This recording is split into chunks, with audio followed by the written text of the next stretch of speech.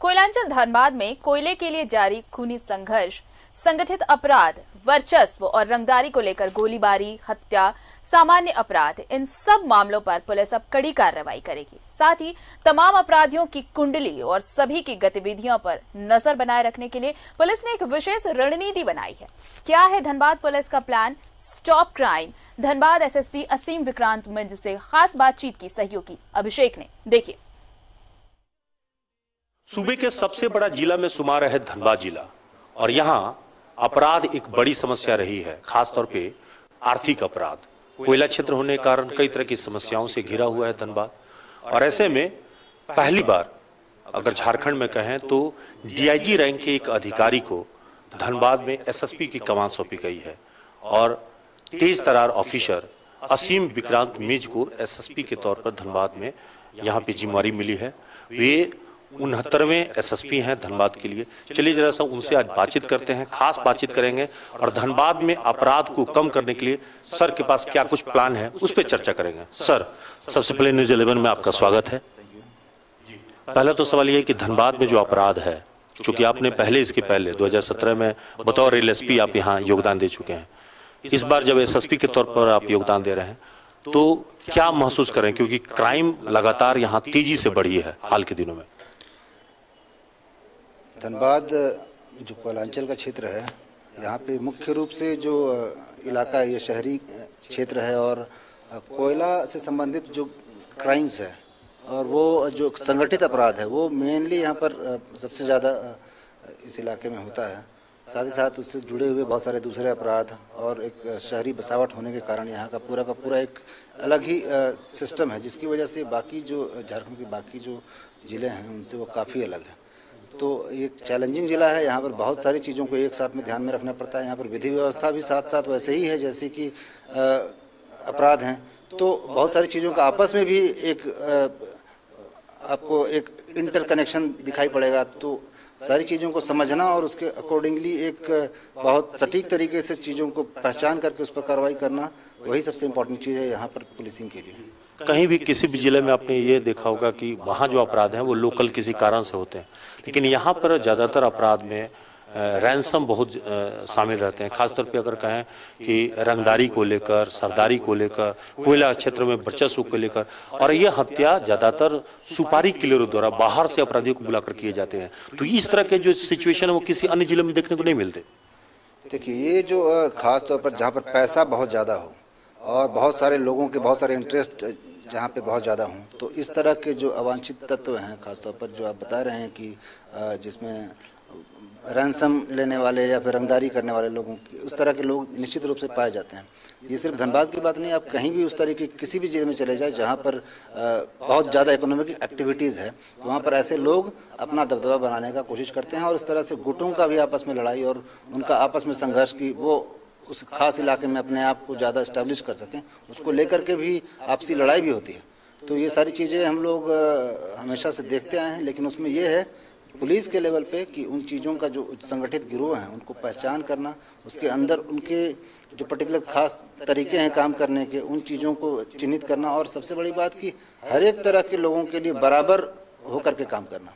आप जब सभी गिरोहों को और सभी तरह के जो संगठित अपराध में जुड़े हुए लोग हैं उनको लेकर के आप लगातार एक खास तरीके से लगातार कार्रवाई करते हैं और लगातार उनको हिट करते हैं, ट्रेस करते हैं, तो पब्लिक के बीच में भी एक कॉन्फिडेंस बिल्डिंग होता है।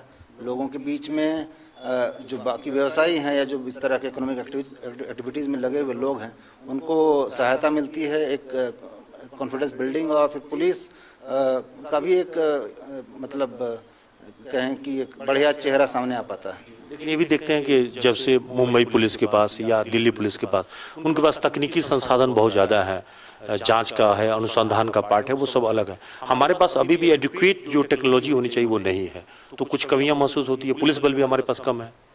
देखिए, कमियां तो हर जगह हैं, हम ये नहीं कह सकते कि हमारे पास ये नहीं है इसलिए हम ये काम नहीं कर पाएंगे या वो नहीं है। और अब जैसे आपने मुंबई या फिर किसी बड़े शहर के बारे में कहा, तो हर एक शहर का अपना एक फेज होता है, हर एक जगह की पुलिसिंग का अपना एक तरीका होता है। तो मेट्रोपॉलिटन शहरों में उस तरीके से ज़रूर चीज़ें पाई जाती हैं, लेकिन हमारे यहाँ भी आप देखिए तो हम लोग पहले की तुलना में हम लोग टेक्निकली भी बहुत साउंड हुए हैं। पहले आप देखते होंगे कि हमारे यहाँ केवल परंपरागत पुलिसिंग थी, अभी हमारे पास PCR वैन्स हैं, अभी हमारे पास टाइगर मोबाइल्स हैं, अभी हमारे पास CCR है, कंट्रोल रूम है, उसको मॉनिटर करने के लिए GPS सिस्टम है, या फिर उस तरह की बहुत सारी चीज़ें हैं जो कि एक अर्बन पुलिसिंग में जिसकी ज़रूरत होती है। अपराध बहुत तेजी से बढ़ी है। साइबर अपराध आपने देखा होगा कि धनबाद के बगल में पड़ोसी हमारा जामताड़ा उसका हब बन गया। पूरे देश में सबसे ज्यादा अपराध वहाँ अभी तक कारित किए गए हैं और पूरे देश भर की पुलिस वहाँ अभी तक छापेमारी कर चुकी है। इवन धनबाद के इर्द गिर्द भी इस तरह के मामले आए हैं सामने। हाँ, तो वही मैं कह रहा हूँ कि जिस तरीके से मैंने अभी जो हमारे यहाँ अर्बन पुलिसिंग के बारे में जो मैं कह रहा था कि उस तरीके से जो हमारे इक्विपमेंट्स बढ़े हैं पहले की तुलना में, तो क्रिमिनल्स भी वैसे ही हैं। अब अपराध का नेचर भी बदला है। पहले जो चीज़ें रोड पे करते थे अब वो मोबाइल के माध्यम से करते हैं, ठगी के माध्यम से करते हैं। वो भी एक तरह के जो आम आदमी है, अपराधी हाईटेक हो गए हैं, आम आदमी को तो उतना ही नुकसान है। तो उसके साथ समय के साथ पुलिसिंग का भी तरीका बदलता है, हम लोग भी उसके साथ साथ अपने आप को अपग्रेड करते हैं। बेसिकली पर्पस हमारा ये होना चाहिए कि अपराधी अगर आज के डेट में जिस स्थिति में है हम उसको और पहले से फोर्स ही कर सकें। अगर हम आज के समय में हम आज की तैयारी करेंगे तो फिर हम पीछे रह जाएंगे। अपराधी बहुत तेज़ी से अपने आप को अपग्रेड करता है।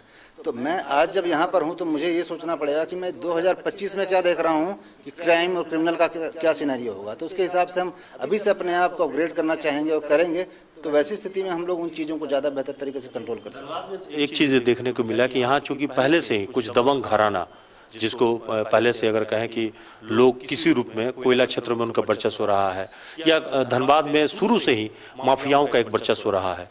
आज के डेट में भी कहें कि परिवारों के बीच में भी लड़ाई चल रही है, चाहे वो CM मेंशन हो, रघुकुल के बीच हो, या बघमारा क्षेत्र में विधायक ढुलू महतो का वर्चस्व क्षेत्र में वहाँ भी उनके विरोधियों के बीच में कई बार आमना सामना होते रहता है। तो ये जो सिलसिला है वो लगातार हो रहे हैं। तो क्या ये सब सिलसिला कब तक थम पाएगा और पुलिस न्यूट्रल होकर कार्रवाई कब तक करेगी? आपने जो सारी बातें कही हैं उसमें मेरा सिर्फ एक ही बात कहना है कि पुलिस कप्तान के रूप में और धनबाद पुलिस को लीड करते हुए मेरा जो फोकस है वो ये है कि जो भी चीज़ें जहाँ पर सही हैं हम उनके साथ खड़े हैं, और जो भी चीज़ें कहे चाहे वो कोई ना क्यों ना हो, अगर वो गलत है तो फिर वो गलत है। पुलिस अगर एक निष्पक्ष स्टैंड के साथ जो भी सही चीज़ें हैं, जो कानून सम्मत हैं, विधि सम्मत हैं, उसकी तरफ रह कर के काम करे तो कहीं पर भी कोई काम करने में कहीं कोई दिक्कत नहीं। पॉलिटिकल मर्डर भी इधर बढ़ी है। हाल में अगर 2-4 सालों का जो ट्रेंड देखा है उसमें पिछले बार JVM नेता की हत्या हुई, इस बार भाजपा नेता सतीश की हत्या हुई। अभी उस मामले में आप लोगों ने एक अपराधी को पकड़ा भी है, लेकिन उसमें किंग पिन अभी तक पकड़ा नहीं गया है। तो क्या लगता है कि पुलिस इस मामले में आगे बढ़ रही है?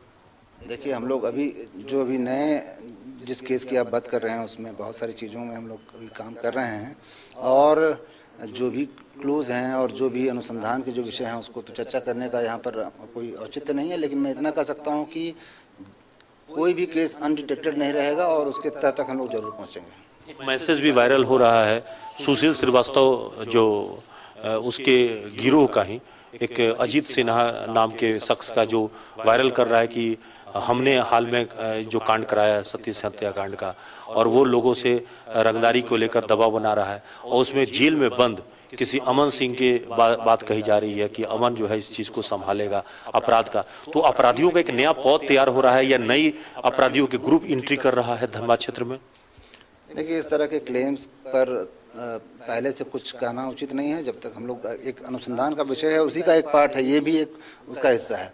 तो हम लोग जो चीज़ें अभी छानबीन में हैं और जिस पर हम लोग काम कर रहे हैं, तो जैसे जैसे चीज़ें खुलेंगी तो सारी बातें अपने आप स्पष्ट होती जाएंगी। लेकिन अनुसंधान को अपना एक समय चाहिए होता है। मतलब ये जैसे अभी मैं एक छोटी सी बात कहता हूँ। होता क्या है कि अभी का समय जो है हर एक चीज़ में सब एंटर सेंड का या कॉपी पेस्ट का एक टाइम आ गया है। तो जैसे व्हाट्सएप एक मैसेज आ गया तो लोग हम लोगों से भी एक्सपेक्ट करते हैं कि व्हाट्सएप मैसेज की रफ्तार से हम जवाब दे दें, तो वो पॉसिबल नहीं है।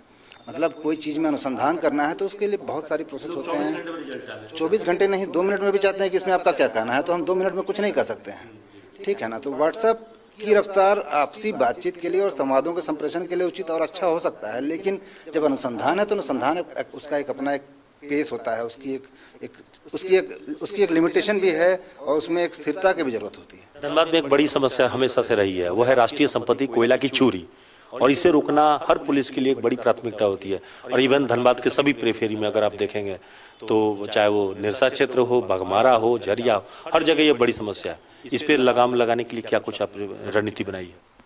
बहुत पहले की एक ऐसा ही एक विषय आया था मेरे सामने, कोयला की चोरी को लेकर के लोगों ने मेरे से कहा था। मेरा घर झारखंड में ही है और मैं एक बात बताना चाहता हूँ कि जब कोयला की चोरी होती है तो मुझे लगता है कि मेरे घर से चोरी हो रही है।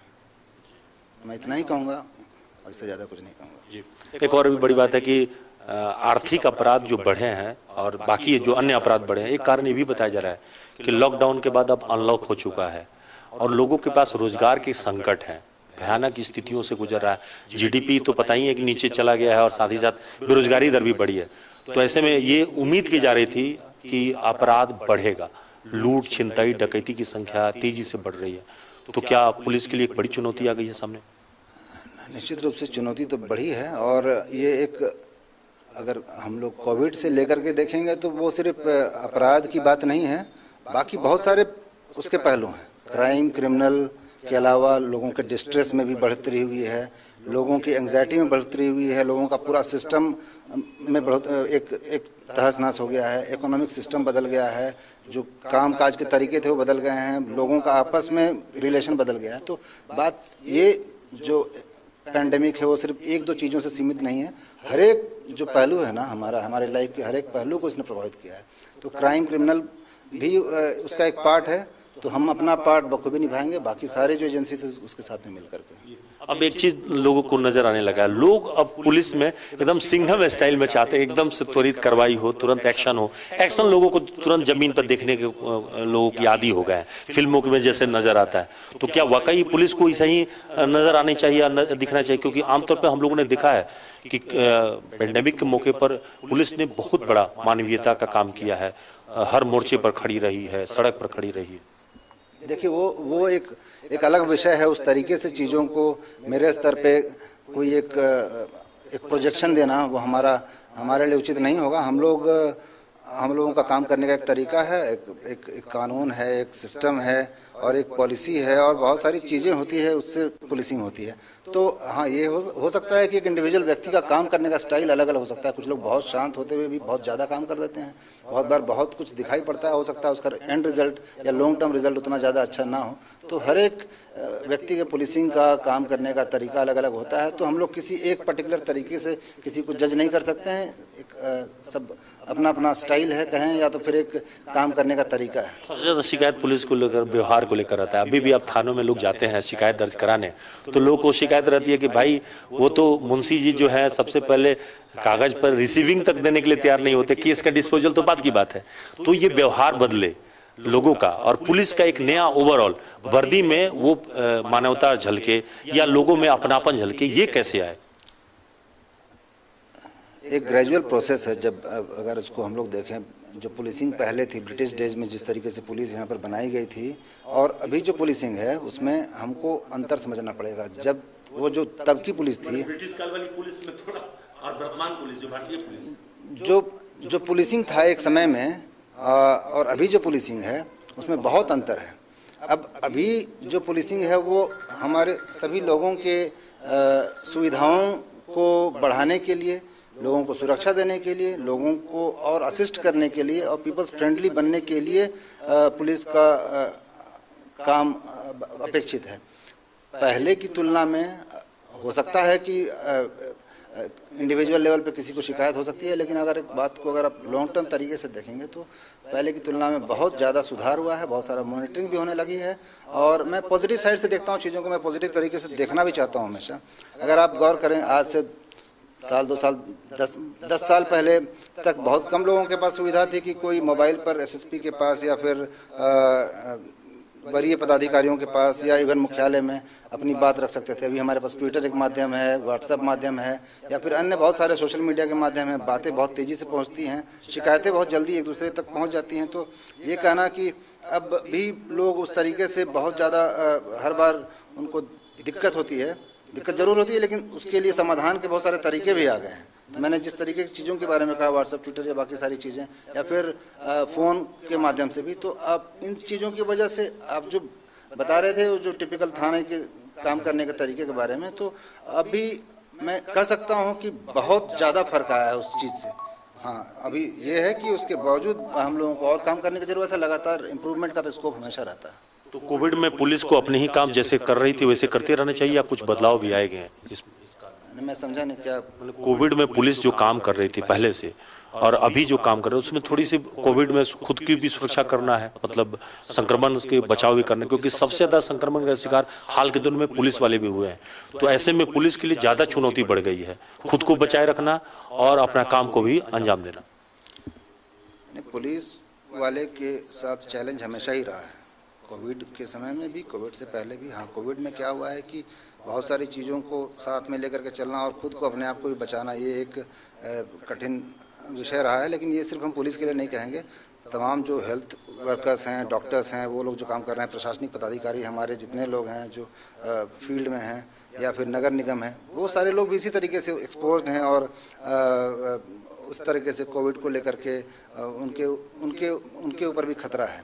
तो हर एक एजेंसी काम कर रही है। मैं ये नहीं कह सकता हूँ कि पुलिस ही सबसे अधिक हम लोग प्रभावित हैं, हर एक व्यक्ति प्रभावित है, लेकिन उसके बावजूद हर एक कोई मिल करके इस पर काम कर रहा है। साथ में हम लोग इससे बाहर निकलने का प्रयास कर रहे हैं, लड़ने का प्रयास कर रहे हैं। आखिरी सवाल है कि धनबाद में इस बार अगर कहें कि राज्य सरकार ने बहुत ही भरोसे के साथ एक बड़ा पदाधिकारी को धनबाद में बतौर एसएसपी के तौर पे एक जिम्मेवारी आपको सौंपा है, और आपके लिए भी एक कठिनाई है, चुनौती है कि इन सारे अपराध को लगाम लगाना, खासतौर पे जो हाल के दिनों में जो अपराध बढ़े हैं, आर्थिक अपराध हो या अन्य सामाजिक अपराध हो, उस पर रोकथाम लगाने के लिए इसको लेकर आपके पास फिलहाल क्या रोड मैप है?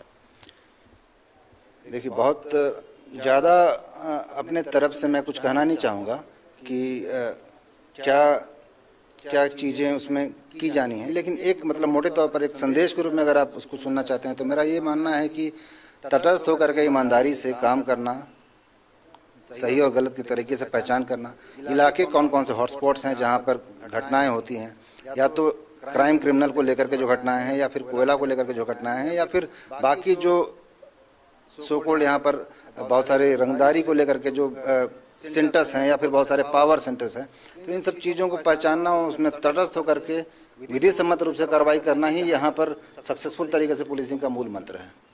जो खादीधारी हैं या सफेदपोश हैं जो इसमें इन्वॉल्व हैं, उन पे भी कार्रवाई होगी। देखिए, पुलिस का काम सिर्फ इस तरीके से चीज़ों पर प्रभावित होना नहीं है।